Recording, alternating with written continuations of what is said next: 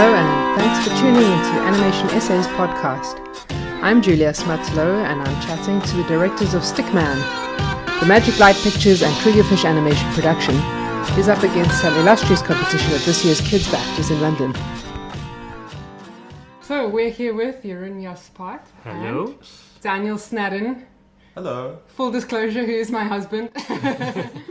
On this kind of interesting Wednesday evening in which Trump has just been elected president of America. You can hear the Trump-apocalypse blowing outside as we speak. Yeah. That shall not be mentioned for the rest of the podcast. Yes. Yeah, so he shall not be named. So we're all calibrating to that, but we also have the much more straightforward, exciting news that the production that you two have co-directed has been nominated for a BAFTA. So hooray! Congratulations. Yeah. Thank you. And previously won the Annecy Crystal for Best TV Production, as well as a slew of other awards. Huh. Gives me a chance to use the word slew. How many awards does one need to win before it becomes a slew? I would say at least 3 and one more nomination. We're there. So just to begin with, would you like to tell me a little bit about Stickman? Yeah, so I think Stickman was originally a book by Julia Donaldson and Axel Scheffler, and the production company Magic Light was aiming to turn it into an animated TV special because they had done already previous books like Gruffalo's Child, Room on the Broom, and so BBC One commissioned them to do another adaptation of Julia Donaldson. So that came to me and to Dan and Triggerfish, the animation studio, to try to create a sort of co-production where Magic Light, who is based in England, would make this film, but for the first time with the animation studio Triggerfish in Cape Town. And we were sort of thrown together. We kept on referring to it as our sort of arranged marriage. I kept referring to it as your bromance. Yeah. So we were really lucky at Triggerfish because Studio Soy, who had done the previous 3 films, were busy doing The Amazing World of Gumball, which is a TV show, which we happened to be up against. For a BAFTA. For a BAFTA. But it was a sort of a punt that Magic Light took on this, they'd never worked with us before, Yeah. but they'd seen Kumbo and seen Zambezia and had a relationship sort of talking about distribution in the UK for a long time. I think it was a mutual friend, Arthur Sheriff, who introduced them. And they asked me would I like to come down for a job interview. And I said, sure. So I came down to Cape Town and I met with Michael and Martin, and they sort of showed me the book and we went through it together. And they asked me a lot of questions. And I don't know if you found this, but when Michael and Martin, when I first met them, they would ask me a question and I would answer it, and then they would leave this long silence to see, if I had anything else to say. Did they take notes or just stare at you? Stare at each other? They sort of just stared. A good hard stare. Yeah. They sort of stared ahead. Yes. Into the future. And Jeroen, you were in the thick of Bing at the time? Yes, I was a series story director on Bing, which was a preschool TV series for CBeebies, and I was literally just finishing the job when an owl flew through the window. Yes. It felt sort of like this weird, perfect timing where just at the end of a production, when you start keeping your eyes open for what's next for me. Especially, I was working for a animation studio, Tandem Films, that was actually closing down. So everyone was aware this might be our last job. So at the right time, I got this call to meet the guys from Magic Light Pictures, Michael and Martin. Luckily, I only met Michael first because they had just come back from the Oscars for their previous film, Room on the Broom, and Martin had a jet lag. So I think that saved me a little bit because I remember I was in London and I was working too hard on Bing still, and I actually hadn't time to really research Stickman. But the good thing was that he got to see my first responses on reading. It was quite interesting to read through the book with him, and so my first responses were quite honest. It's more than just a children's story. That there's a very strong emotional narrative there. That it's the story about a father getting lost and wanting to be back to his family. So apart from all the the fun and the japes he gets up to, there is this really strong urgency about him trying to get home. And I already saw a strong story element within the pages of the book, because the book by nature is quite episodic. And also by nature, the book is pretty short. Yes, yeah. And so you had to sort of add a lot of story in a very intensive storyboarding process in order to flesh out a 25-minute film. Absolutely. I think I started by being very analytical. I rewatched the Gruffalo's Child, Room on the Broom with the books, and almost of pinpointing how much added story there was. And then I got a bit overboard, and I think I added much more story elements than the previous films did. But I like the idea of exploring the family of Stickman much more. The idea that if he's constantly saying, I want to go back to the family tree, I want his family to be shown as something you like as well as an audience, and you understand he really wants to go back home. So from the beginning I wanted to do much more with the whole family, Stick Lady, the 3 children. I wanted to give the 3 children personalities instead of generic looking sticks. So by default, the first draft I sort of tried to push more for that, and that's when Dan and I started to work together, and I pitched him some very rough thumbnails. I seem to remember them all I stuck them all on big foam boards, and I did a pitch session with Dan. Were you very nervous? much the classic way. Yes, yeah. It was all very traditional, very old school. And it's a real. I mean, I sort of did a talk recently on our storyboarding process, because I think I'm quite confident to say that this was and probably in the whole of South Africa, the most intensely storyboarded I can imagine. a piece of animation that's been done in the country. It was a real luxury. I mean, we had 25 minutes to board, and we got sort of roughly, I think when you started to when we finished, it was probably about 9 months worth of boarding. Maybe a little bit less. I started in roughly April, and I think we had end of November deadline. Well, the thing that I was just remembering is that the first time that I came to London and you pitched me the boards, we also went to go see Axel Scheffler. Yeah. And we pitched him the idea that you had about making the kids... The illustrator. The illustrator, Axel Scheffler. The kids a little bit more individual, and he seemed sort of relaxed about the idea. And then we also pitched him the idea of maybe making... Because in the book, if you look at his illustration for Stick Lady, we sort of said, well, you don't want it to feel like Stickman's running away and he's just making excuses. And we sort of said to Axel, do you mind if we sort of maybe tweak a design a bit? And he said, oh yeah, sex her up. Do what you want. Which apparently to Julia Donaldson, she finds that Axel Scheffler often draw breasts on characters. He does the traditional illustrative thing. So which I remember we had that debate as well when we were redesigning Stick Lady. So just on that note about design, though, I know one thing that was quite important for this series of productions is to sort of emulate a stop motion feel, even though you're working totally in 3D for this production, but with some real elements in the previous one. So how important was continuity to you? To me, it was important just because I was aware that we were doing the 4th film in a sort of adaptation form of these books. And especially these films are very popular over Christmas, and an audience wouldn't have picked up on the fact that it's a different animation studio working on it. All they're saying is, yay, there's another Christmas special from Julia Donaldson, Axel Scheffler. So I felt that it was important to stay honest with the style. Just humble of you. Don't want to put your own stamp on it so much as you want. I think we did. I think we did put our stamp on it, and we've gone through lots of design iterations. But the starting point was to stick to that handmade look that the original films had hand-built sets with CG animation, and we felt, okay, it would be nice style-wise to keep a feeling of a hand-built sets. Yeah. But our sets were much grander and bigger, so there was still a lot of design discussions and a way of making it look its own film.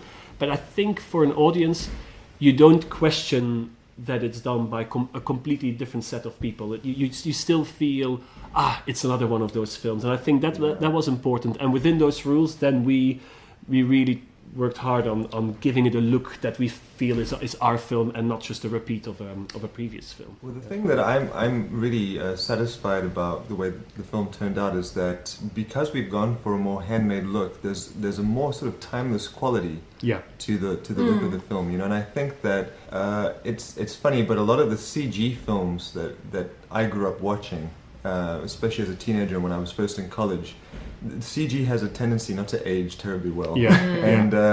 And so they have this sort of shelf life, I'm afraid to say, with the exception of a few classics. They tend to sort of start to look a bit stodgy after a while. And I think that's something that,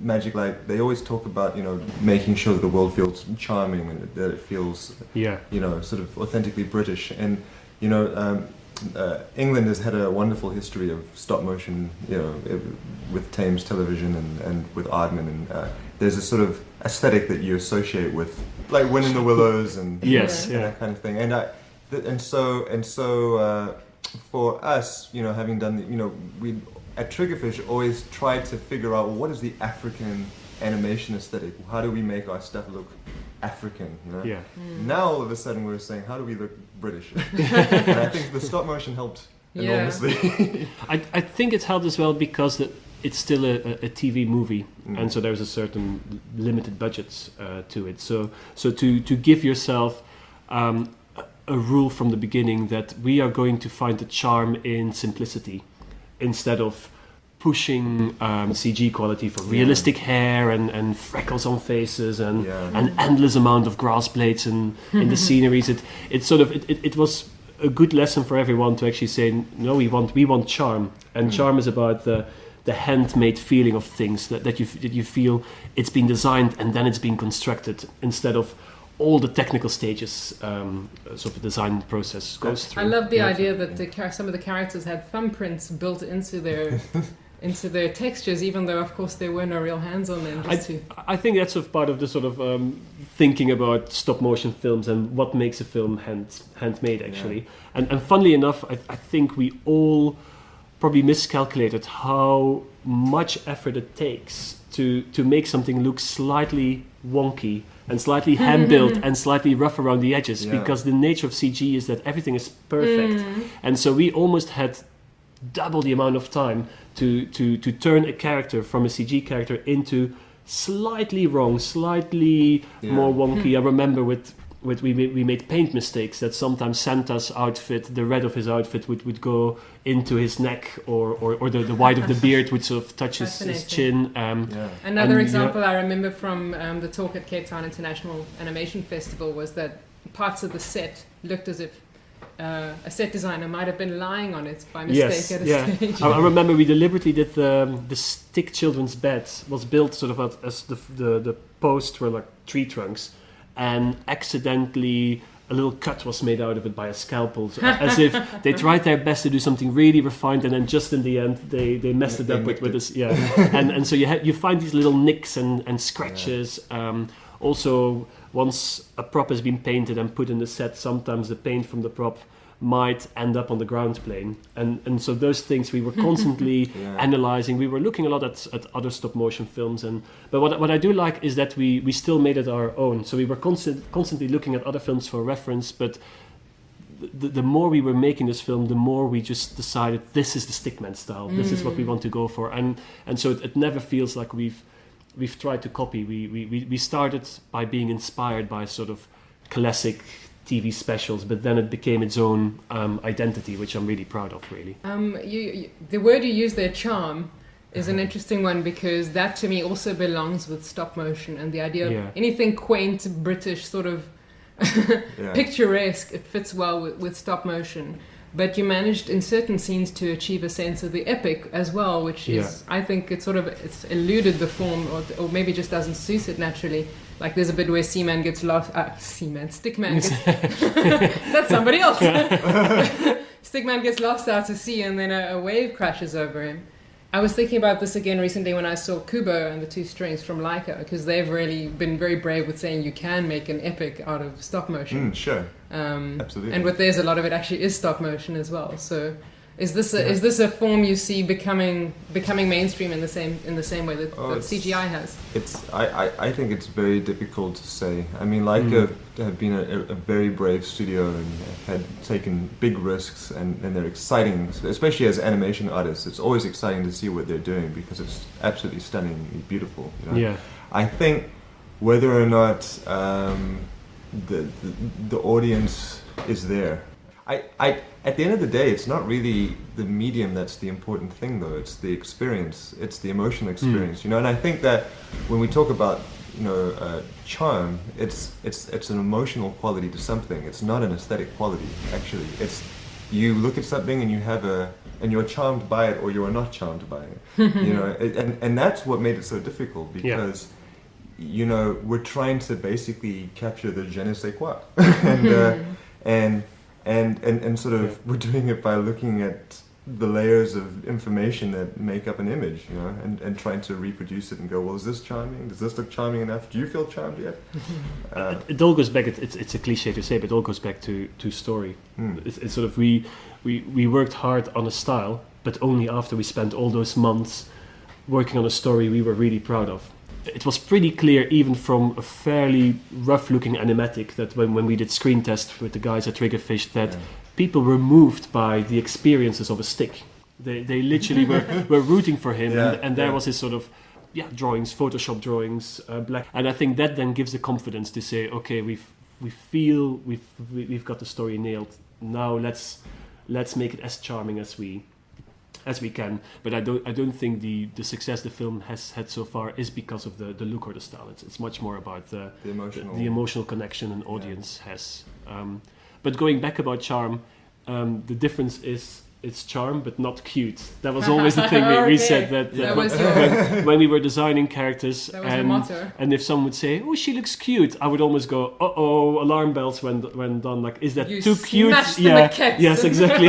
if it's cute, then maybe it's not right yet. So there is this weird difference between charm and cute. So we're not just trying to do this big-eyed, very cutesy characters. We're trying to create real, understandable, recognizable characters. Yeah, when it came to voice casting, how did you guys go about that? Voice casting was really interesting because it was almost as if we were all giving our top 3 of favorite actors, and then we had to sort of almost give it on a little card to each other, and then sort of make the top 10. Who was it that overlapped on your first? I think Martin Freeman was a given, really. We had a casting director, Karen, and she came to the first meeting saying, "Stickman, Martin Freeman," and we all looked at each other. Of course, he is the ultimate stickman. Other characters took longer. Like I remember, I had Jennifer Saunders in mind as a narrator, and then I had to convince the production company for her to be considered. And in the beginning, they felt she's not really known for being a narrator. She's known for comedy. But then they started listening to her voice, and it felt. They felt, okay, actually she would be an interesting choice. So slightly left field, and yet having that voice that could really guide you through a story without being too maternal or too mumsy, really.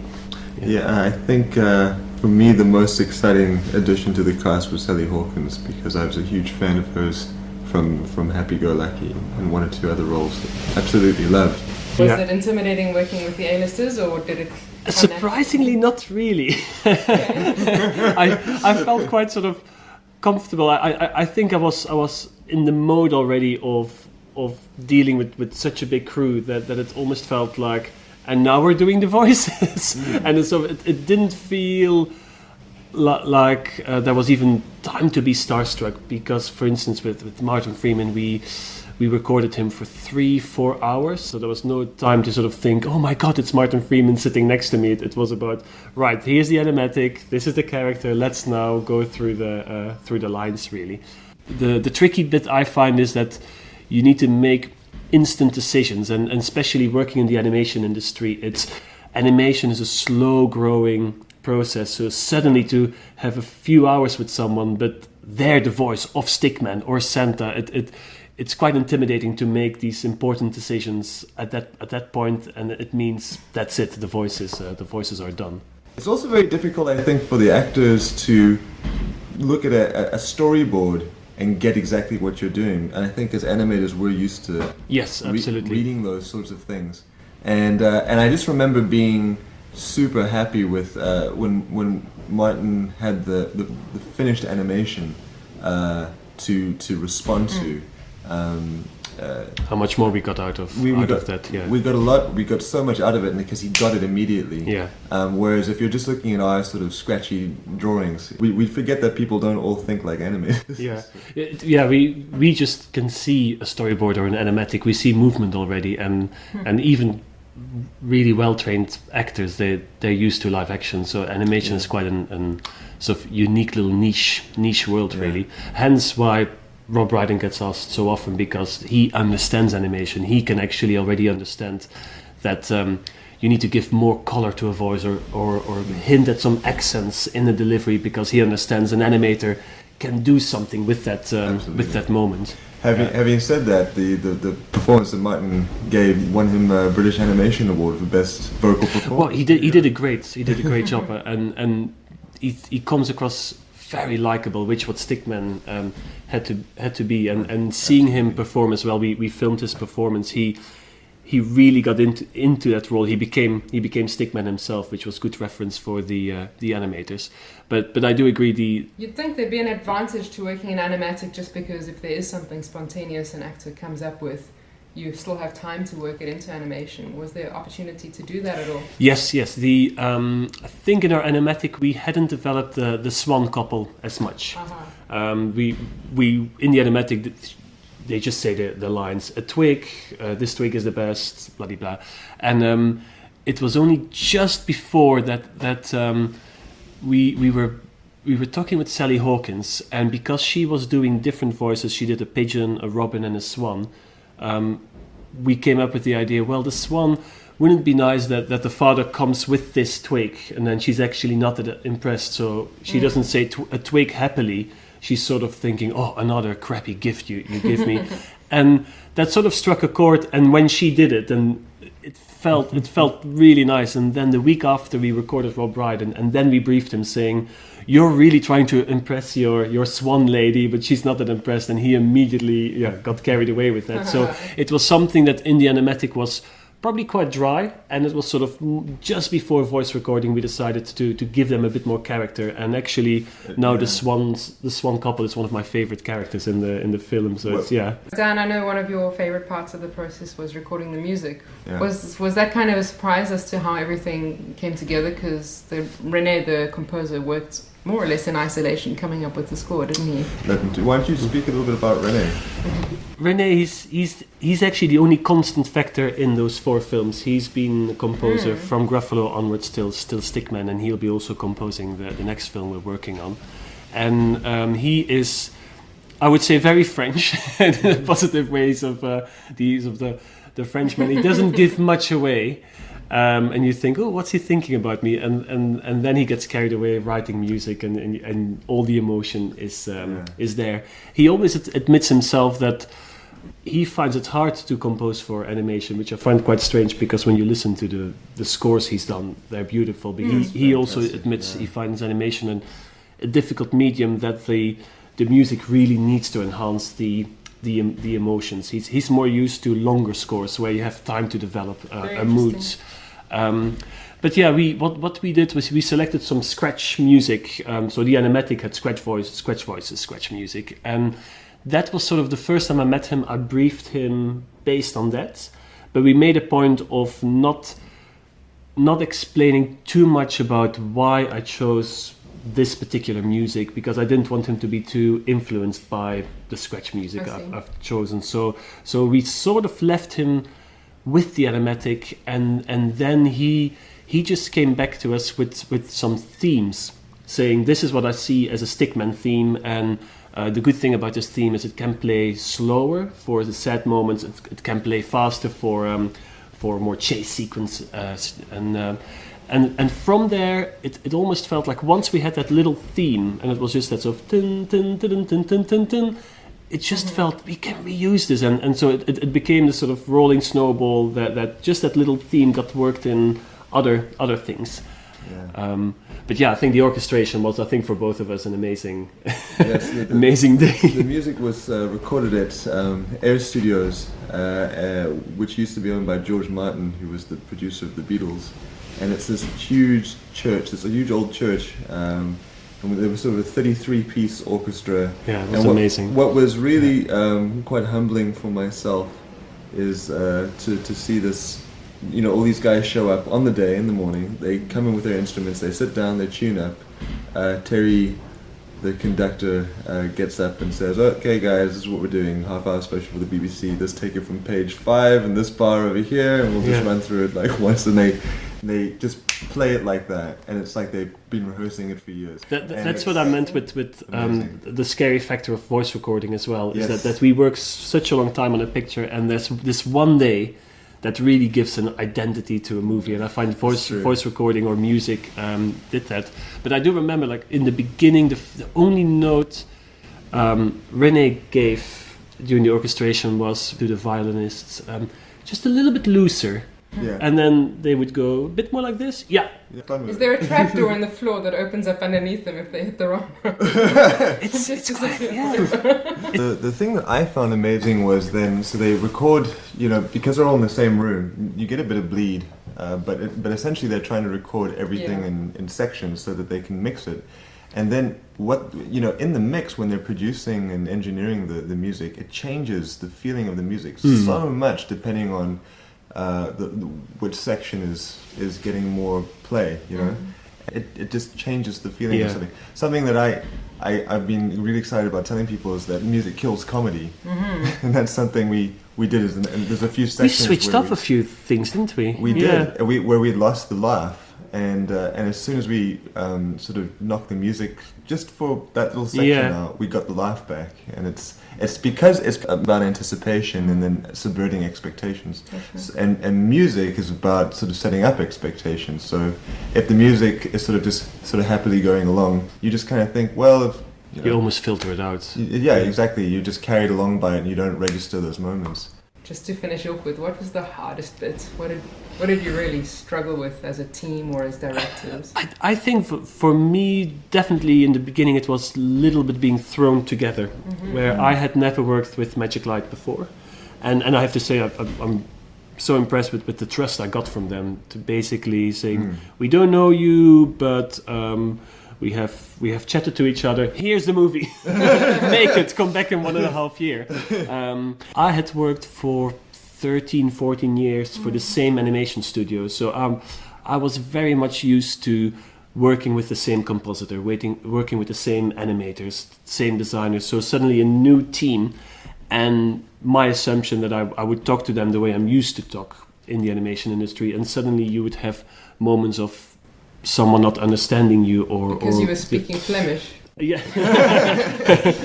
I thought I'll go for the Afrikaans, and then not everyone spoke that. But yeah, just the idea of, I think that was a bit of a culture clash. I think we all sort of admitted we were literally put together. I came to South Africa for a meeting, and then you came back to London for was it a week or two, or a week, yeah.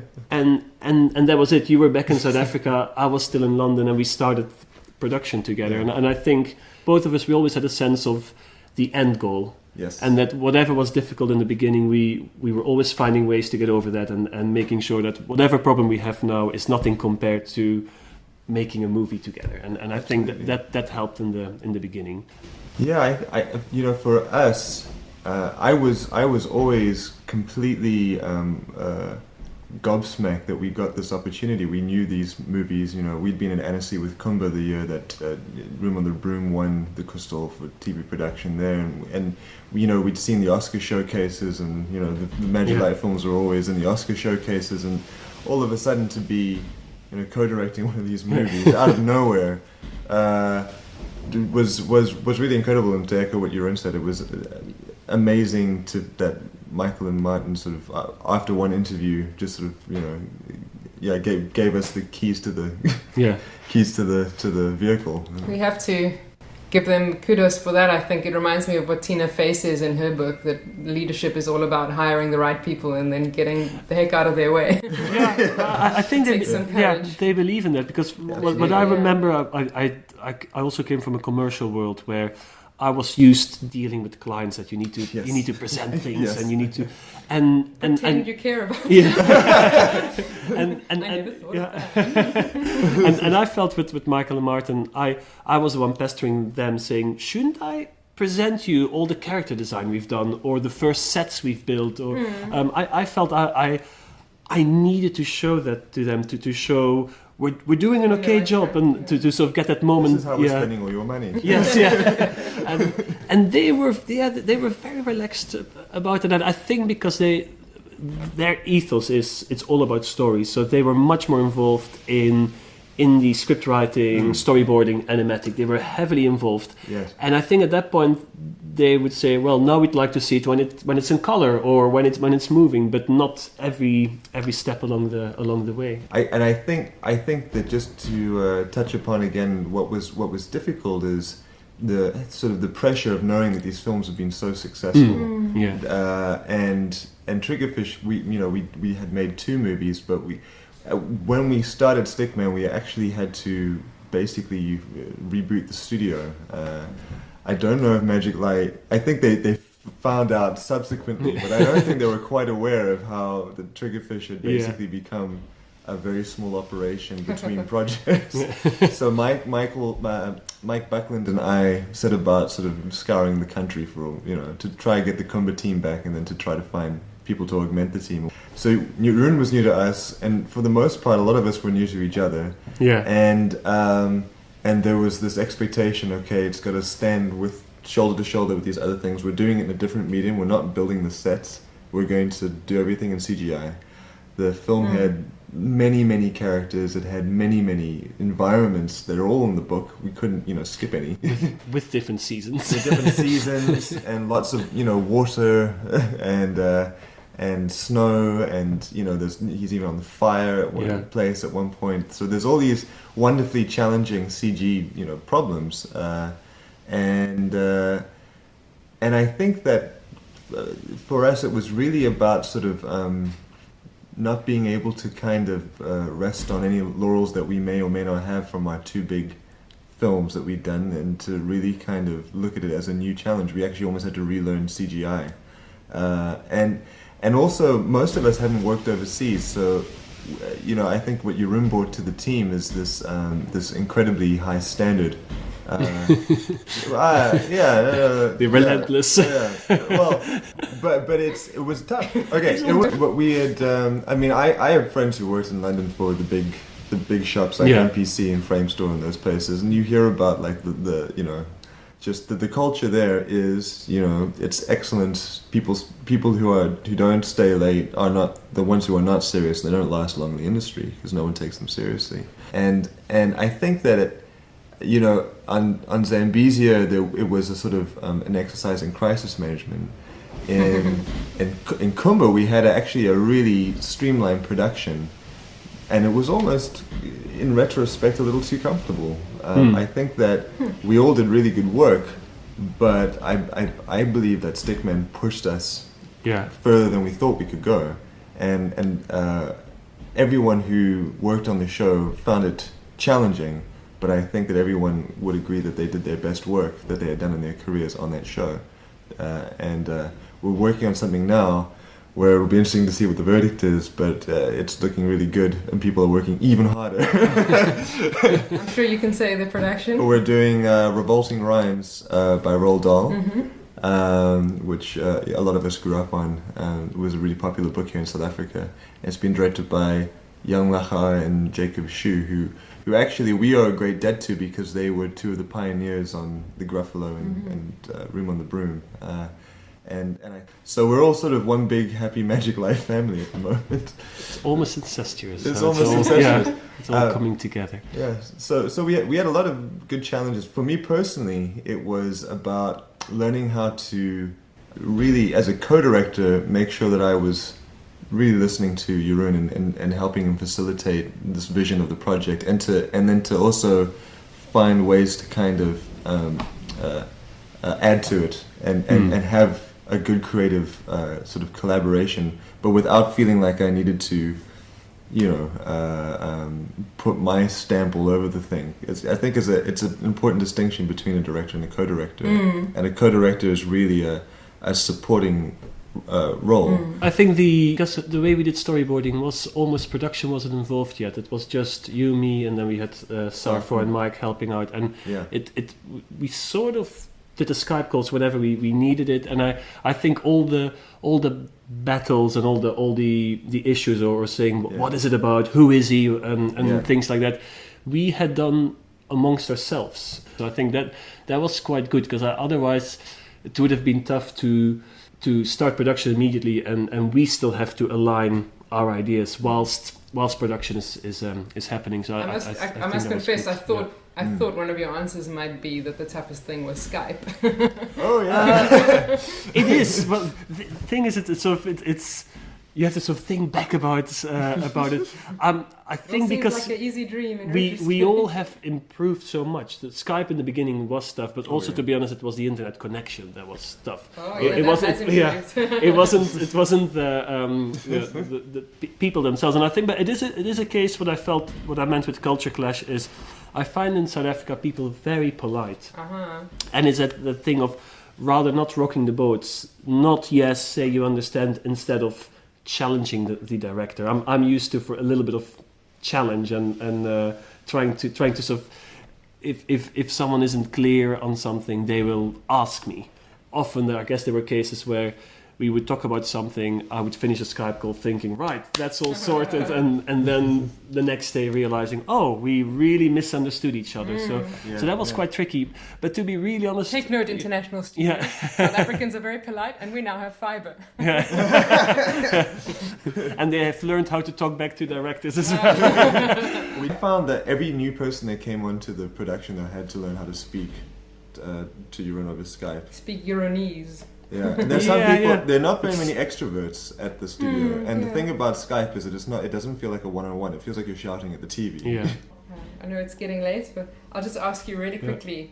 So you won the Annecy Crystal this year, which was a really great moment. Yes, yeah. It was a great moment. But depending on how you measure success, that might not be the best moment that Stickman can deliver for you. Perhaps it was just the reaction of an audience member that really made you feel like you did the movie you wanted to do. What was your best Stickman moment so far? The crystal is pretty high. It was pretty good. Yeah, I think for me, Annecy was my very first animation festival. With my animation school, we would go to the festival and then seeing all those short movies, and it felt to me, this is the world I want to belong to. So for me, having been nominated at Annecy before, but having missed an award, Annecy always felt like this moment where the whole animation industry comes together. It's big, it's very international, and it's prestigious. And so to me, it almost felt like that wouldn't happen, kind of thing. So I almost sort of, I guess, underestimated what we've done. And so I remember I wasn't there, but I was following it on Twitter, and I don't often go silent, but I did go silent, so thinking, what? We just beat these other productions. So for me that was pretty big. The premiere that we had in London was really fantastic. Especially, it was really special for me because I had my folks there. They flew out from South Africa to be at that screening. We had it at the Picture House. Behind Ripley's Believe It or Not. I'll say the other moment. Oh, and then there was watching it on Christmas Day and also with our family in England, but then watching the Twitter. Stickman was trending in the UK while it was on, and just reading people's reactions to it. We had some funny reactions, and then we had some really lovely, sincere reactions, and people were sort of saying that they were crying and felt really gutted. Why am I blubbing? Question mark. Flipping a stick. But I would say my favorite screening almost was the finish of animation, because we showed it to the team and they hadn't seen hardly anything. And we had this fantastic screening, all in grayscale, before all the beautiful images were there. And just on the strength of the performances of the animation, with Jeroen's a bit of his scratch voice still in there, and a bit of, it's still very all these effects that had just been thrown in there by the editor. It brought the house down. So seeing the movie at these various points, and then feeling that it landing at each of those points, for me has been really satisfying. I've never had that experience before. It's usually, commercials.